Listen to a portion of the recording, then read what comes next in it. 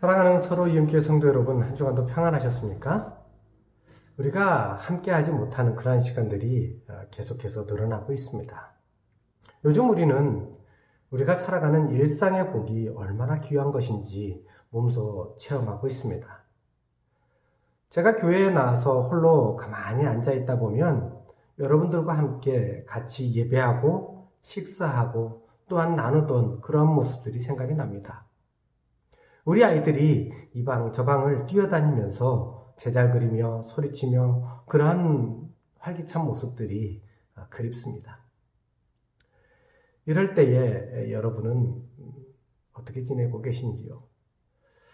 오늘 본문 말씀을 같이 나누기 전에 먼저 코로나19와 신천지에 대해서 잠시 나누고자 합니다. 중국 우한에서 발병한 코로나19는 지금 전 세계로 확산되어 가고 있지만 아직 백신과 치료제는 개발되지 않고 있습니다. 우리나라의 상황은 참으로 안타깝습니다.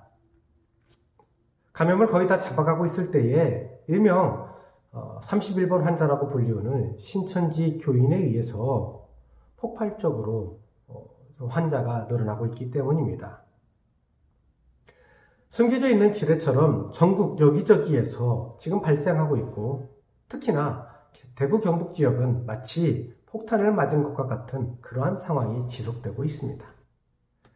우리나라에서 코로나19가 이렇게 확산된 가장 큰 이유는 누가 뭐라고 해도 신천지라고 불리는 이단 사이비 사교 집단입니다. 특히 신천지의 포교 방법에 문제가 있습니다. 그들은 먼저 밀교적인 특성으로 포교를 하고 있습니다.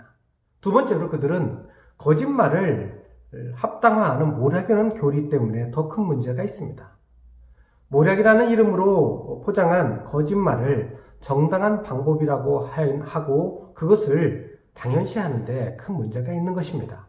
또한 많은 수가 모여서 밀집하여서 진행하는 그 집회가 이 코로나19를 더욱더 확산하게 만들었다고 할 수 있습니다. 자기의 정체를 숨기고 포기하는 것도 문제입니다. 그런데 그들은 전통교회와 가톨릭뿐만 아니라 다른 이단에게까지도 포교의 손을 뻗치고 있습니다. 이렇게 다른 교회와 가톨릭과 또한 다른 이단들에게 포교를 하기 위해서 들어가는 자들을 추수꾼이라고 하죠.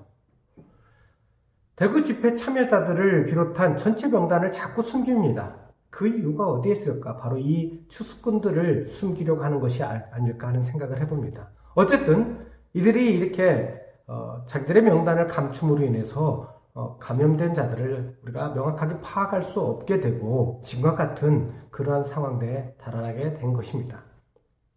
그들은 모략이라는 교리에 따라 거짓말을 정당화합니다. 일반 신도들조차도 거짓말하는 것을 물밀듯 숨쉬듯이 그렇게 한다고 합니다. 지금 코로나19 확진자가 신천지인들 사이에서 폭증하는 가운데 있어도 여전히 그들은 거짓말을 하고 있습니다. 그래서 정부와 질병관리본부에 혼란을 주어서 감염을 막는 것을 어렵게 하고 있습니다.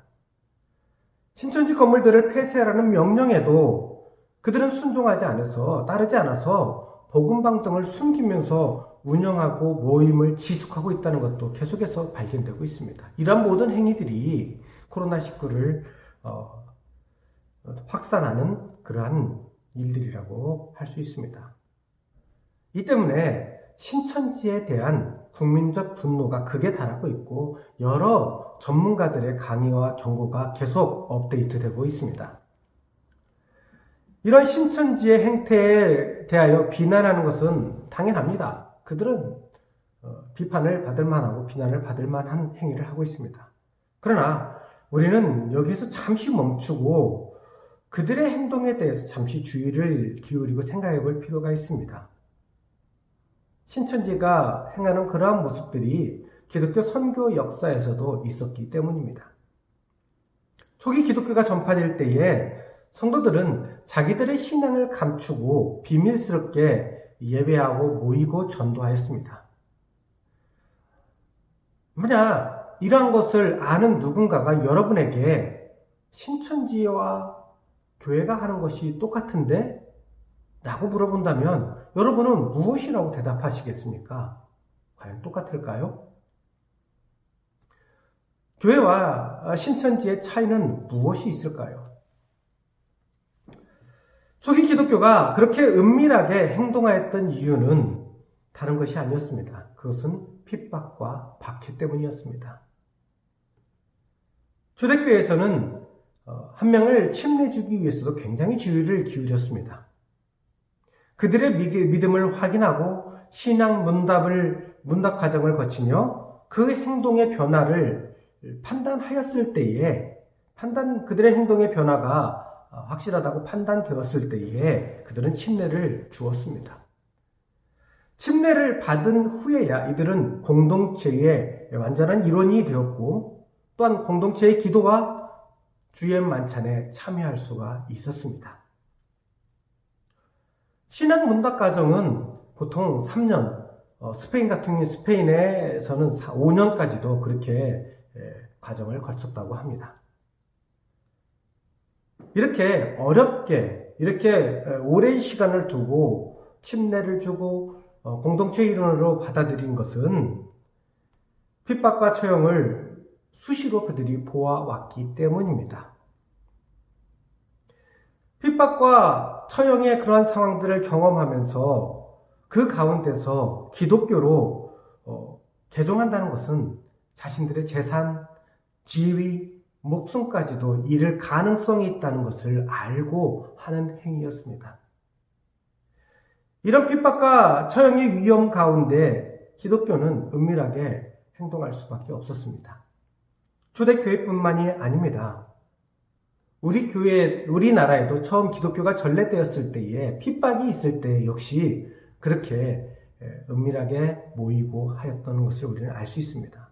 또한 현재도 공산국가나 이슬람 국가에서도 역시 이렇게 은밀하게 예배하고 모임을 가지며 전도하는 그런 것들을 찾아볼 수 있습니다. 이러한 형태가 가정교회 또는 지학교회로 그렇게 형성되어서 불리고 있습니다. 그렇다면 이런 은밀한 예배와 모임을 가지는 기독교와 신천지와의 차이는 무엇이 있을까요? 먼저 교회는 핍박이 있을 때에 숨었습니다. 핍박과 박해를 피해서 숨어서 예배한 것입니다. 그러나 신천지는 종교의 자유를 보장받는 가운데서도 무조건 숨고 있습니다.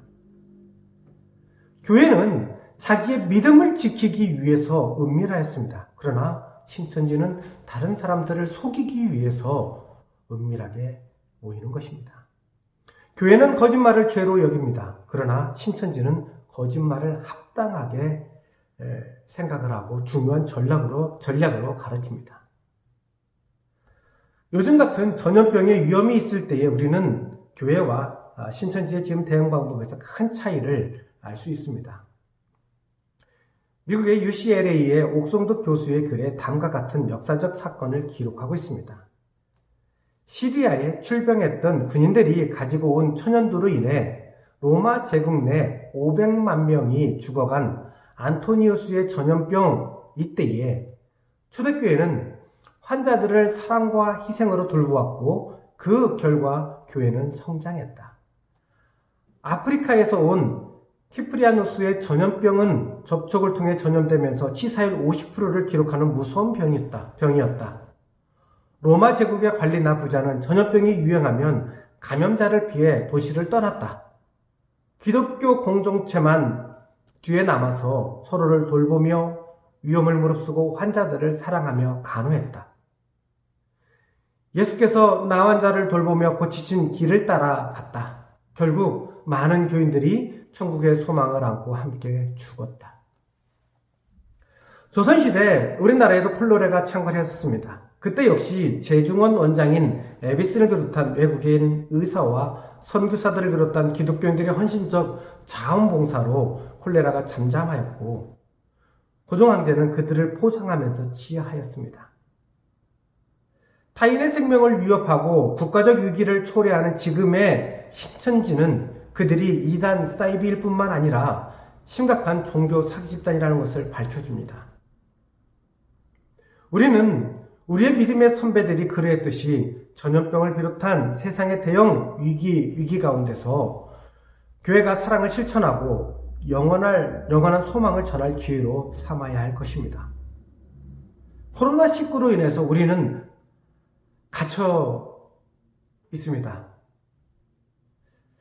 자유를 누가 억압하지는 않았습니다. 강제로 우리는 갇히지 않았지만 갇힌 것과 같은 그러한 일상을 보내고 있습니다. 기독교의 핵심인 공동의 예배도 영상 예배로 대체하거나 초대교회처럼 가정 예배로 하고 있습니다. 이것은 나와 공동체를 위한 것일 뿐만 아니라 다른 사람의 생명을 살리는 귀한 일입니다. 강요되는 환경에 따른 자발적 일상의 멈춤에서 우리는 어떤 삶을 살아야 할까요?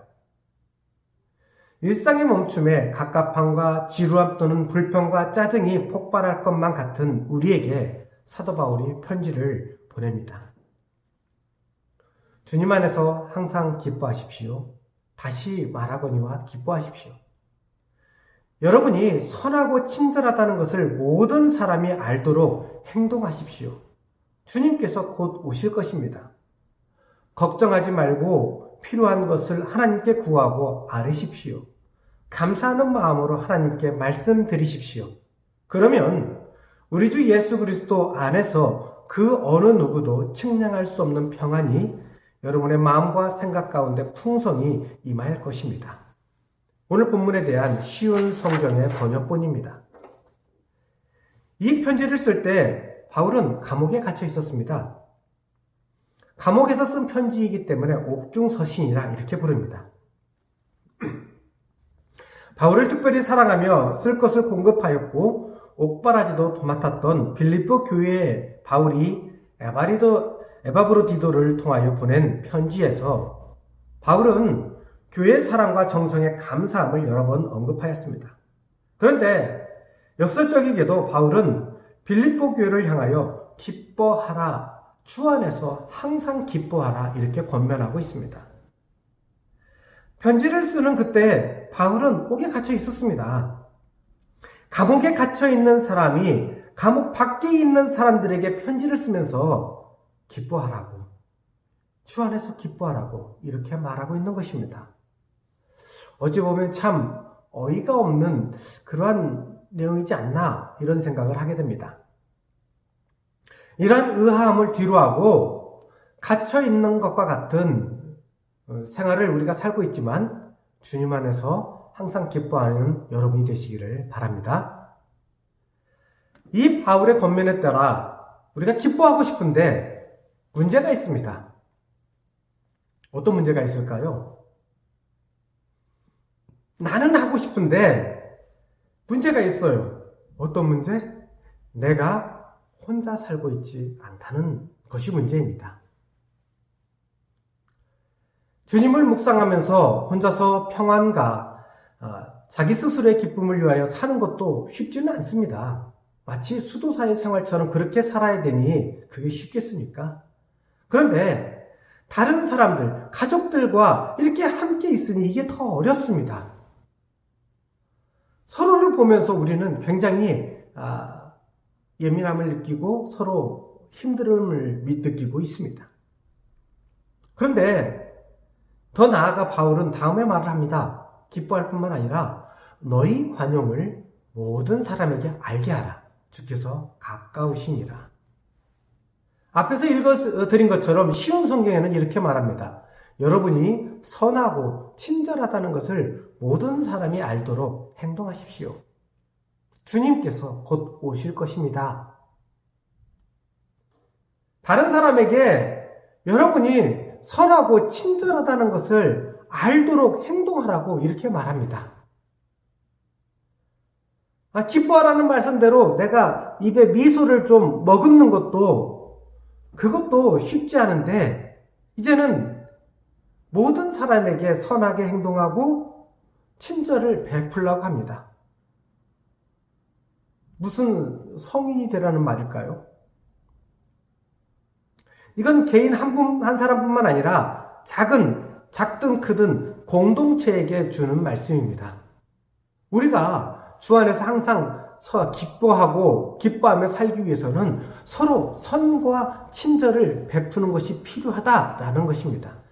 그냥 서로 우리가 항상 같이 모여 있는데 항상 그냥 기뻐할 수 없다는 것입니다. 서로 선과 친절한 행동을 통해서 우리가 서로 같이 주 안에서 항상 기뻐할 수 있다고 이렇게 말하고 있는 것입니다. 일반적으로 갇혀있는 사람들은 정신적으로 굉장히 예민해집니다.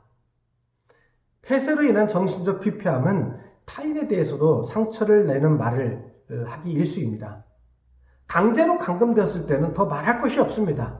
그러나 자기의 필요에 의해서 폐쇄된 곳에 있어도 역시 그러한 현상은 나타납니다. 그래서 어떤 교수님들은 우리가 목회자들도 그냥 골방에 앉아만 있으면 안 된다. 밖에 나가서 육체적 일을 해야 된다. 밖에 나가야 된다. 그런 것이 필요하다. 이런 얘기를 하기도 합니다. 정신적으로 예민해지고 정신적으로 피폐해질 수도 있기 때문입니다. 감옥 밖에 있는 성도들에게 보낸 편지의 내용이지만 요즘과 같이 외부의 요인에 의해서 갇힌 생활을 하는 우리에게 이 사도 바울의 말씀은 정말 딱 필요한 말씀입니다. 예민해질 가능성, 이미 저와 여러분은 충분히 예민합니다. 평소에도 예민했을지 모르지만 지금은 더욱더 예민합니다. 우리 아이들의 조금의 소란스러움이 우리의 신경을 거슬리고 엄마의 잔소리 하나가, 아빠의 큰 소리 하나가 우리 아이들을 굉장히 상처를 입히고 서로 간에 아픔을 줍니다. 이럴 때에 사도 바울의 이 권면처럼 우리는 서로 선을 행하고 친절을 베풀 수 있기를 바랍니다. 내가 기뻐하기 위해서, 우리 가족이 기뻐하기 위해서, 우리 공동체가 기뻐하기 위해서 우리는 서로 선을 행하고 친절을 베풀어야 합니다. 그러므로 인해서 공동체가 기쁨을 누리고 가족이 기쁨을 누리겠지만 저와 여러분이 기쁨을 누릴 수 있습니다. 주 안에서 항상 기뻐할 수 있는 것입니다. 그렇다면 바울이 이렇게 담대하게 주 안에서 항상 기뻐하라고, 선하고 친절하라고 이렇게 말하는 이유가 무엇일까요? 이렇게 담대하게 말할 수 있는 이유는 7절에 말씀했습니다. 모든 지각에 뛰어난 하나님의 평강이 그리스도 예수 안에서 우리의 마음과 생각을 지키실 것이기 때문이다. 다른 것이 아닙니다. 우리의 하나님 때문입니다. 그리스도 예수 안에 있는 우리를 하나님이 지켜주시기 때문입니다. 하나님은 모든 지각에 뛰어나셔서 아무도 측량할 수도 생각할 수도 없는 그러한 평강을 우리에게, 믿는 자에게 주실 것이기 때문입니다. 하나님이 계시기에 우리가 이러한 일들을 할 수 있다고, 이렇게 해야 된다고, 이렇게 하면 평강이 오고 기쁨이 온다고 사도 바울은 말하고 있는 것입니다. 그러니 이어서 사도 바울이 말합니다. 하나님께 구하라고. 6절의 말씀처럼 염려하지 말고, 즉 걱정하지 말고 필요한 것을 하나님께 구하라고, 감사하는 마음으로 아뢰라고 그렇게 말합니다. 사랑하는 성도 여러분, 위기를 기회로 삼으십시다. 갑갑한 지금의 현실을 외부에 의한 갇힘으로 여기는 것보다 타인과 나의 생명과 안전을 자발적 멈춤의 기회로 삼으십시다. 억지로 갇혀 지내는 것이 아니라 내가 스스로 자발적으로 내가 멈추어 있다, 이렇게 먼저 분명하게 인식하시기 바랍니다. 그렇게 인정합시다. 그것이 먼저 선행되어져야 될 필요가 있습니다. 내가 스스로 멈춘 이 상황 속에서 우리는 먼저 나의 삶을 되돌아볼 수 있는 기회가 있다는 것을 기억합시다. 이것이 기회라고, 내가 내 삶을 되돌아볼 수 있는 그런 기회라고 우리가 생각하면 좋겠습니다. 또한 아이들이 자라면서 우리는 아이들과 같이 오랜 시간을 붙어있지 않습니다. 아이들은 학교에 가고 여러분은 직장에 가고 밤에 모여가지고 잠시 얼굴 보고 취침하고 주말이나 주일에 되어서야 아이들과 같이 하는 그러한 시간을 가질 수밖에 없습니다. 이러한 상황 속에서 오랜 시간 내 아이들과 내 가족과 함께 있을 수 있게 되는 좋은 기회가 왔다고 우리는 이렇게 생각하는 것이 어떨까 생각합니다. 또한 우리 교회 공동체의 소중함을 생각하는 기회로 삼았으면 좋겠습니다.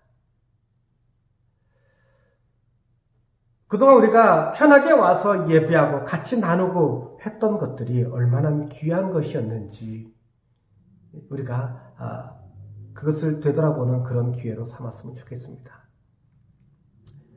지금의 위기 또는 지금의 어려움은 우리 가족과 공동체에게 선을 베풀 기회입니다. 그리고 무엇보다 자신의 믿음을 다시 세우는 좋은 기회가 될 수 있습니다. 사도 바울이 전하는 말씀대로 우리가 생각할 수도 측량할 수도 없는 하나님께서 우리의 기도와 간구를 들으시는 분임을 기억하면서 우리에게 필요한 것이 무엇인지를 구하고 서로에게 선과 친절을 베풀어서 모두가 주 안에서 항상 기쁨을 누리는 그러한 일상의 삶을 사는 여러분 되시기를 소원합니다. 이로써 하나님의 평화가 우리 마음에 풍성히 임하는 것을 경험할 수 있기를 원합니다. 이런 그리스도인의 삶이 지금 이 땅의 위기를 극복하고 사람들에게 세상에 희망을 던져줄 수 있을 것입니다. 사랑하는 성도 여러분, 이렇게 같이 함께 나눠봅시다. 주 안에서 기뻐합시다. 선하고 친절합시다. 걱정하지 말고 하나님께 구합시다. 감사함으로 구합시다. 같이 기도하겠습니다.